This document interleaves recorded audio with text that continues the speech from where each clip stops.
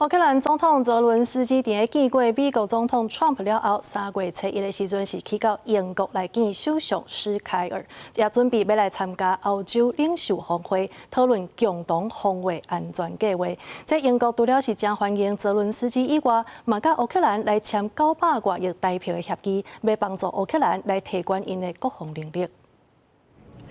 乌克兰总统落车了后，行向英国首相施凯尔，两个人握手拥抱了后，政治首相官邸当面加10号。泽连斯基礼拜甲美国总统川普会谈，煞讲到无欢喜好赶走，连空伞协议拢无签，就马上赶去英国，要甲英国首相施凯尔见面。施凯尔嘛表达热情的欢迎。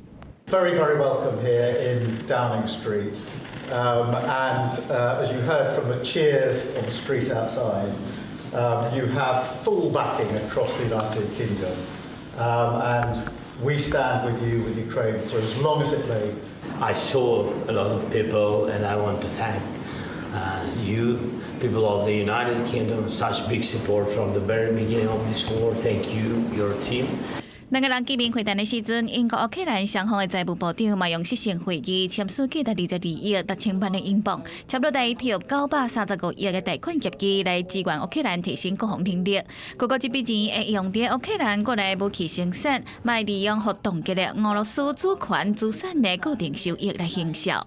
We're going to sign the UK-Ukrainian Extraordinary Revenue Acceleration Loan Agreement worth £2.26 billion as part of our unwavering and ongoing support for the Ukrainian people. 泽连斯基表示，真欢喜乌克兰有英国这款的战略伙伴，嘛感谢施凯尔车里主办的欧洲领袖峰会，如果会有超过10名欧洲国家领袖出席，共同讨论欧洲甲乌克兰的防卫安全计划，啊个欧洲会当提供予乌克兰的安全保证。而加拿大总理杜鲁道如果卖出席这场峰会，另外泽连斯基卖伫同一天甲英国国王查尔斯3世会面。国际新闻台是同朋友。